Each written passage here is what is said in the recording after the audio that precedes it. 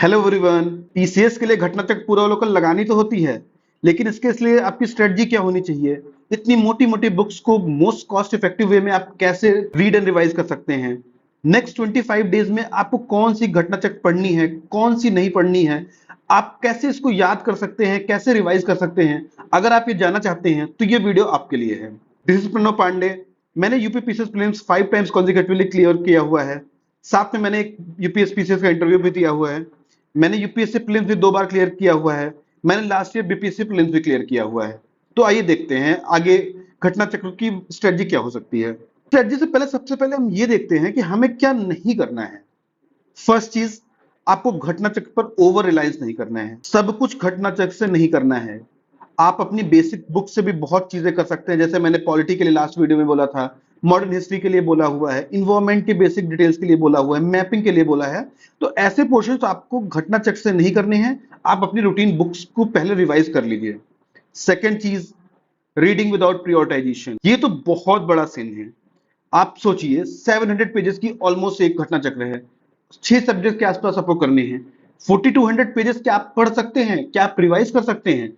आपको इसके लिए, इस पेजेस को कवर करने के लिए आपको पता होना चाहिए कि आपको कौन से सब्जेक्ट प्रायोरिटाइज करने हैं और कौन से टॉपिक्स को प्रायोरिटाइज करना है। व्हेनेवर आई से प्रायोरिटाइजेशन, तो किन चीजों को प्रायोरिटाइज करना है? फर्स्ट चीज सब्जेक्ट, दूसरा था टॉपिक्स। तो सब्जेक्ट्स कैसे आपको प्रायोरिटाइज करने हैं, ये ऑलरेडी लास्ट वीडियो में मैंने बताया हुआ है।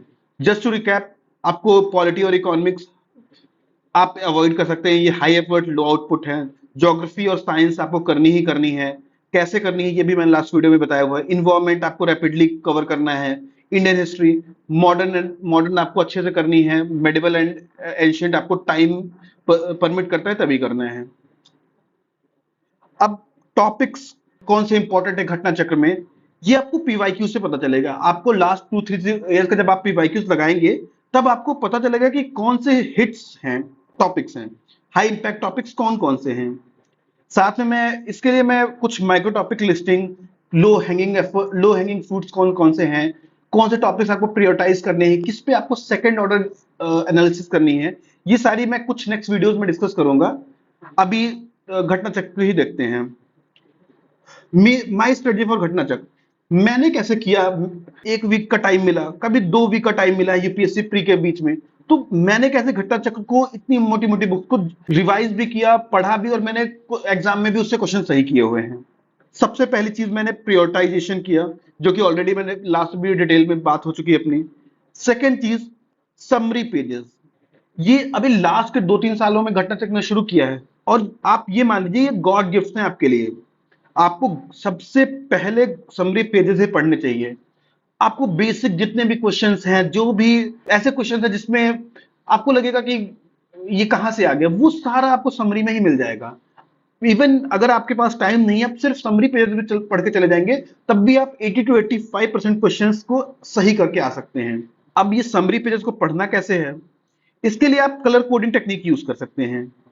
इसमें बेसिकली आपको करना क्या है, आप जो एक यूनिक इंफॉर्मेशन है, जैसे आपको क्विट इंडिया के बारे में बहुत सारी चीजें पता होंगी, लेकिन एग्जैक्ट डेट कब शुरू हुआ है इसको आप किसी दूसरे कलर से हाईलाइट कर लिया।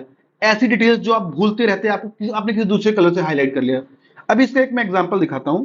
जैसे घटना चक्र का ये टॉपिक है, तो एक क्वेश्चन बार बार पूछा गया है कि क्विट इंडिया किस डे को स्टार्ट हुआ था। माइंड यू, किस डे को स्टार्ट हुआ था? ये 9 अगस्त को स्टार्ट हुआ था। तो ये चीज मुझे पता नहीं थी, मुझे 7 और 8 को पता था कि वर्धा रेजोल्यूशन पास हुआ है, लेकिन 9 अगस्त के स्टार्ट हुआ ये इंफॉर्मेशन मैंने यहां पे देखी, तो इसको मैंने ग्रीन से हाईलाइट कर लिया। उसके बाद फिर कांग्रेस रेडियो, ये मुझे पता है, मैंने जो है स्पेक्ट्रम में पढ़ी भी हुई है, लेकिन मैं ये भूल जाता हूं, तो इसको मैंने येलो से हाईलाइट कर लिया। उसके बाद लुई फिशर, ये 1-2 बार आ चुका है और कभी कभी अपीयर होता है पीसीएस की पेपर्स में, तो ये मुझे ये नाम मैं भूल जाता हूँ। और एक वेब मिलर भी करके नाम है, तो ये दोनों में कंफ्यूज है, इसको मैंने ग्रीन से हाईलाइट कर लिया। ऐसे ये चीजें हैं, ये मुझे पता है, लेकिन मैंने सोचा यहाँ पे एक बार मैं फिर से अच्छे से पढ़ लेता हूँ, तो मैंने इसको येलो में हाईलाइट कर लिया। इसी तरह आप और भी अपनी कैपेबिलिटी के अनुसार, अपनी थिंकिंग के अकॉर्डिंग आप अलग अलग कलर का यूज कर सकते हैं। अब नेक्स्ट चीज आती है, आपको क्वेश्चन कैसे सॉल्व करने हैं पीसीएस के, सॉरी घटना चक्र के। तो सबसे पहले आपको रिपीटिंग क्वेश्चन को क्रॉस कर देना है। What do you mean by it? अभी एग्जांपल से देखते हैं। आप ये देखिए, कांग्रेस रेडियो किसने शुरू किया? उषा मेहता। ये एक बेसिक इंफॉर्मेशन है। उसके बाद फिर किसने फिर से किया? ये एक दोबारा क्वेश्चन डाला हुआ है। फिर Usha Mehta is well known for, ये सिर्फ फिर एक क्वेश्चन आ गया। फिर एक ये क्वेश्चन है, who regularly broadcast Congress radio, ये राम मनोहर लोहिया, ये वहां पे दिया हुआ है। सेम ये देखो, लुई फिशर का question, American publicist Louis Fischer इसका आंसर है। Louis Fischer biographer of Mahatma Gandhi, Louis Fischer biographer of Mahatma Gandhi. तो जो रिपीटेड क्वेश्चन है आप उनको कट कर दीजिए, सिर्फ ये क्वेश्चन जो है ये आपको पढ़ना रहेगा नेक्स्ट टाइम। इसके साथ में अगर वन वर्ड या टू वर्ड का है, आपको इसकी इस बॉक्स से एक्सप्लेनेशन की जरूरत नहीं है, तो आप इसकी बहुत शॉर्ट समरी यहां पे आप ऐड कर सकते हैं, अपने इसी समरी पेजेस पे ऐड कर सकते हैं।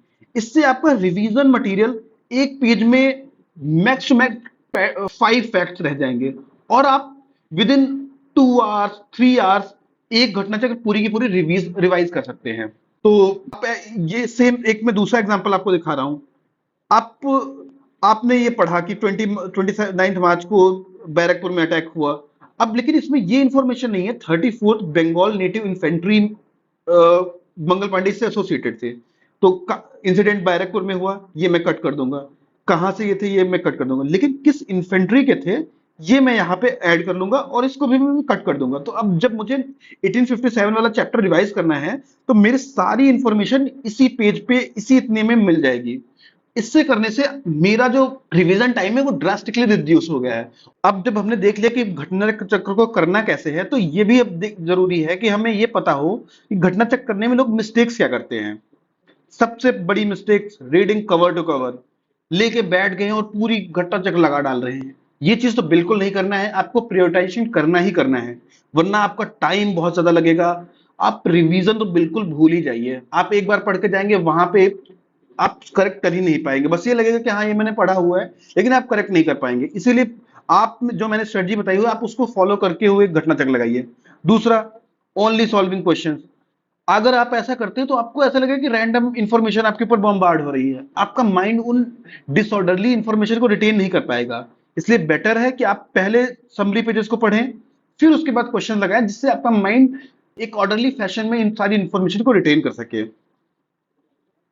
तो आज की वीडियो में हमने देखा घटना चक्र को कैसे प्रायोरिटाइजेशन करना है, कैसे इसको एक्चुअल में पढ़ना है, कलर कोडिंग मेथड क्या है, ऐसी सारी चीजें। उसके बाद मिस्टेक्स क्या लोग करते हैं। फिर हम नेक्स्ट वीडियो में मिलेंगे कि करंट फेस को कैसे पीसीएस के लिए टैकल करना है। तब तक के लिए ऑल द बेस्ट, आप पढ़ते रहिए।